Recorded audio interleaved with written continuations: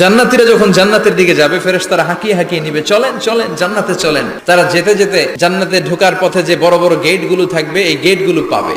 এই গেট গুলো এত সুন্দর ডিজাইন করা, অসাধারণ ভালো। এক একটা গেট এত বিশাল। এই গেট গুলোর আশেপাশে বিশাল মরুদ্যান, বিশাল বাগান, বিশাল খাওয়া দাওয়ার ব্যবস্থা।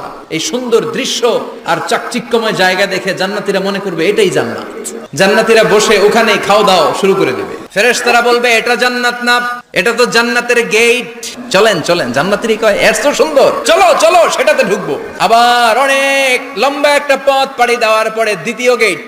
জান্নাতীরা ফেরেশতাদেরকে আর কিছু জিজ্ঞেস না করে ওইখানেও খাওয়া দাওয়া শুরু। ফেরেশতারা আবার বলবে জান্নাত অনেক দূরে, এটা জান্নাত নয়। জান্নাতীরা আবার ছুটতে শুরু করবে, ছুটতে ছুটতে 3 নাম্বার গেট যে কত বড় কল্পনার বাইরে।